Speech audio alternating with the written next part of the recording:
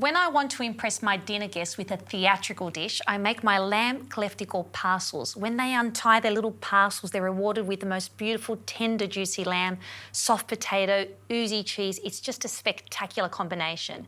This recipe is from my latest book, Gluten-Free Mediterranean, and nobody leaves my house without asking for this recipe, so I wanted to show you how to make it today. Now, the lamb that we're using is lamb shoulder. Now, lamb shoulder is not difficult to cook. All it needs is time.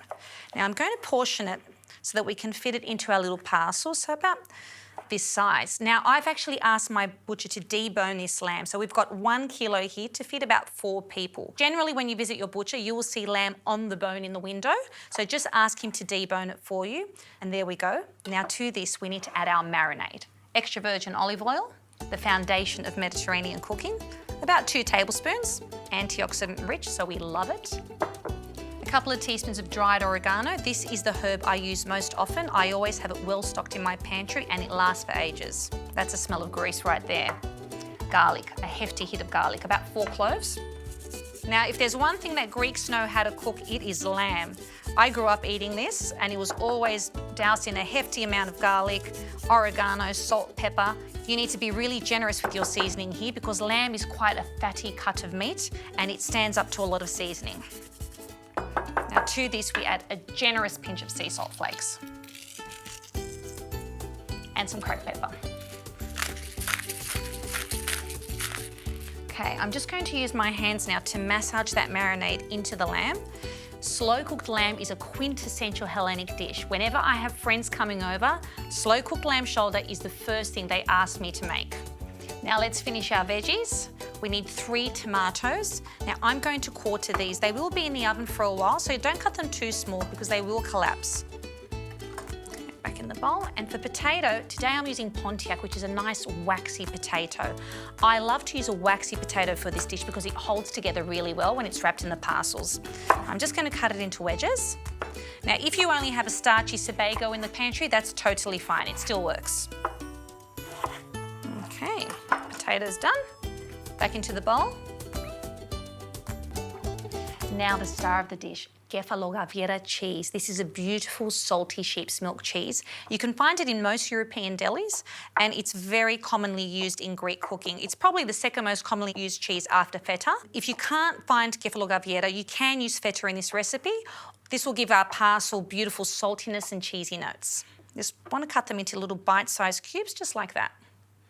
Okay, now we're ready to assemble our parcels. What you need is 2 sheets about 50 centimetres long.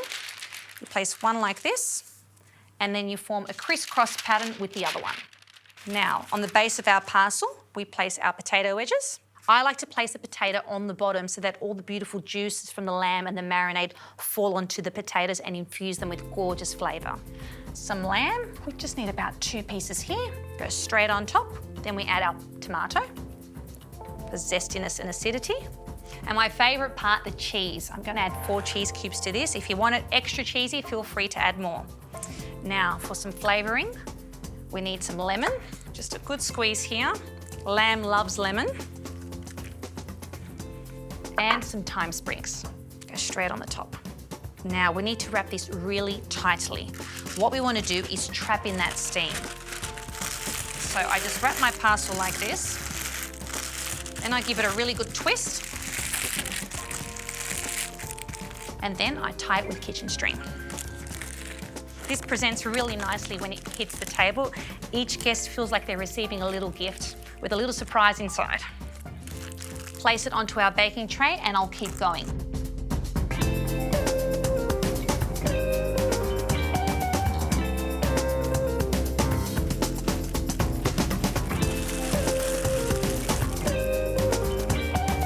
When all the parcels are done, I'll pop them into a 170-degree oven for about 2.5 to 3 hours.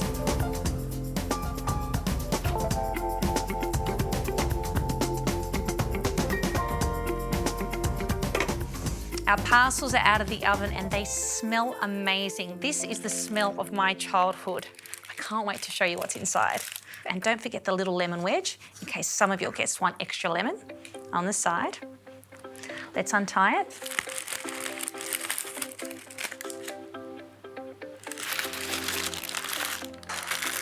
Look at that. That meat is cooked beautifully. You've got those tomatoes which have collapsed, a soft potato, and the oozy cheese, and you've got that beautiful stock sitting right at the bottom. Have a look at that. Let's go in for a taste. Oh, look at that lamb. You see how it's just falling apart? I can shred it with my fork, so soft and tender. Grab a bit of potato, a bit of tomato, and some cheese, of course. Oh, can't wait to duck into this.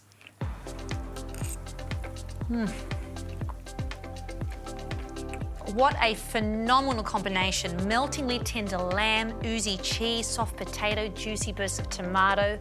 This is a dinner party you definitely want to be invited to.